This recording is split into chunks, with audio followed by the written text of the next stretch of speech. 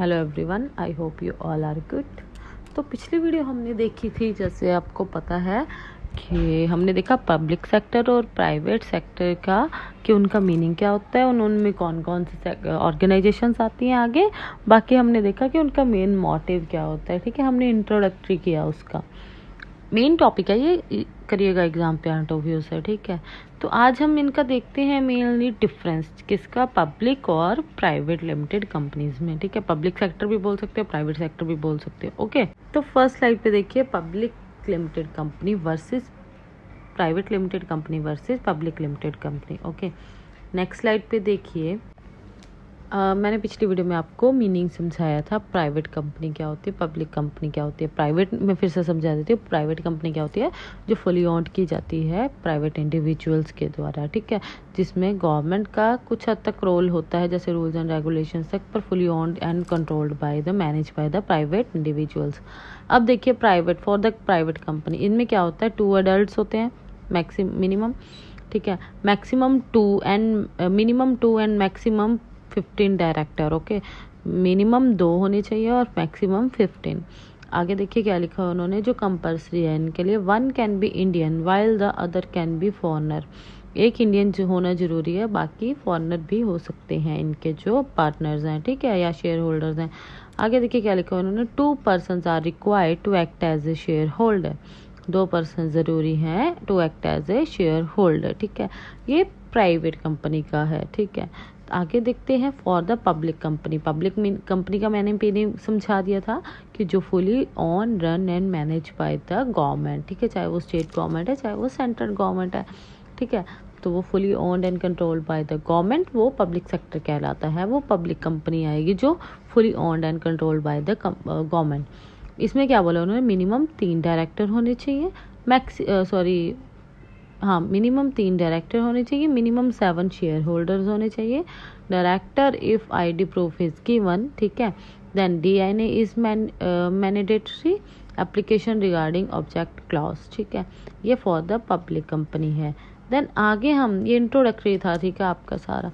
आगे हम इसका मेन समझेंगे आज डिफरेंस, क्या, पब्लिक सेक्टर और प्राइवेट सेक्टर। ठीक है, इन दोनों का मीनिंग समझेंगे। पहले देखिए मीनिंग क्या लिखा है उन्होंने पब्लिक सेक्टर में।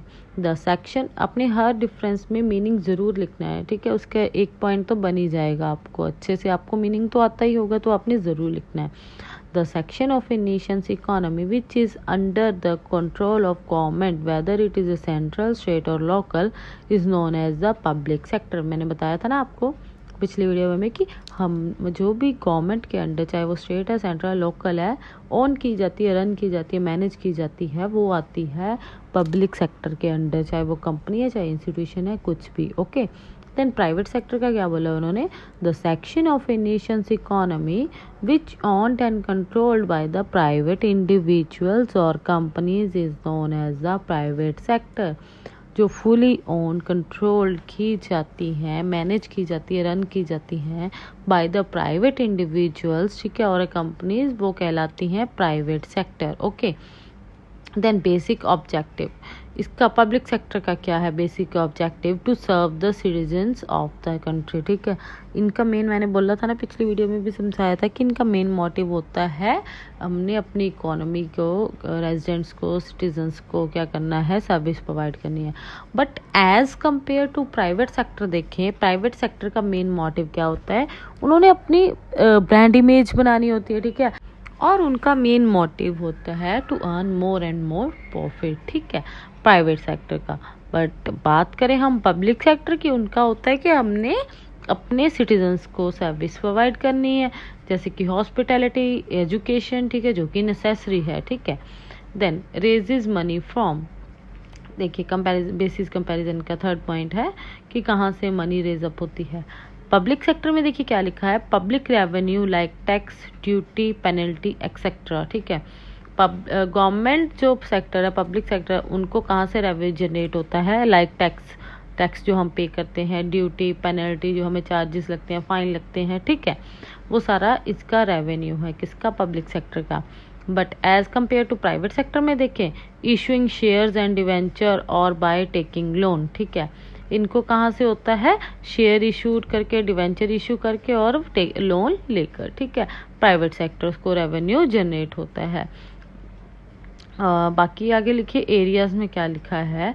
Police, army, mining, health, manufacturing, electricity, education, transport, telecommunication, agriculture, banking, insurance etcetera, ये सारे इसके आगे एरियाज हैं, ठीक है, कि किस किस फील्ड में पब्लिक सेक्टर काम कर रहा है, ठीक है। पुलिस, आर्मी, ठीक है, ये सारा गवर्नमेंट ओन्ड है, ये सारे जो सेक्टर हैं ये गवर्नमेंट के ओन्ड हैं, ठीक है। देन प्राइवेट सेक्टर में देखिए उनका एरिया में क्या क्या आता है। Finance, information technology, mining, transport, education, telecommunication, manufacturing, banking, construction, pharmaceuticals, ठीक है। आजकल तो वैसे देखिए आपकी ज़्यादातर प्राइवेट सेक्टर ही ज़्यादा डेवलप हो रहा है as compare to public sector, ठीक है, क्योंकि ज़्यादा आजकल प्राइवेटेशन ही कर रहे हैं हर कंपनी की ना।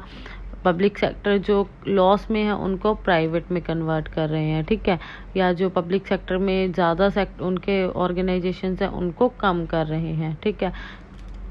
तो आजकल ज़्यादा प्राइवेटेशंस हो रही हैं as compare to previous time. Then आगे देखिए नेक्स्ट स्लाइड पे बेनिफिट्स ऑफ वर्किंग, ठीक है। इसके बेनिफिट्स क्या है वर्किंग के। Job security, retirement benefits, allowances, है ना। इनका जो पब्लिक, आपको पता होगा जब रिटायरमेंट होती है तो इनको रिटायरमेंट वो बेनिफिट्स मिलते हैं, ठीक है, और इनकी जॉब सिक्योरिटी होती है, ठीक है, as compare to private sectors.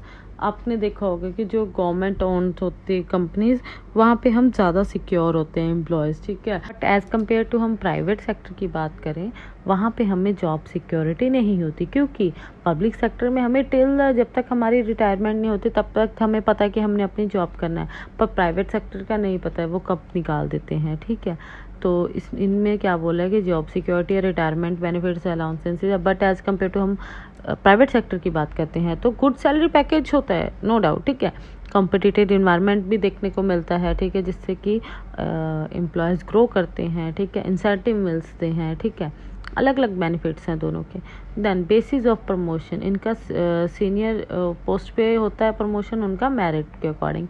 Then job stability, देखिए पिछले पॉइंट में भी मैंने बताया था बेनिफिट्स ऑफ वर्किंग में कि जॉब सिक्योरिटी नहीं होती है किसमें, पब्लिक में, ठीक है, बट प्राइवेट सेक्टर की बात करें तो इसमें हमें जॉब स्टेबिलिटी नहीं होती, ठीक है। तो जॉब स्टेबिलिटी इसमें लिखा है यस, उसमें नो, ठीक है। प्राइवेट सेक्टर में हमें कोई जॉब स्टेबिलिटी नहीं है बट पब्लिक में है।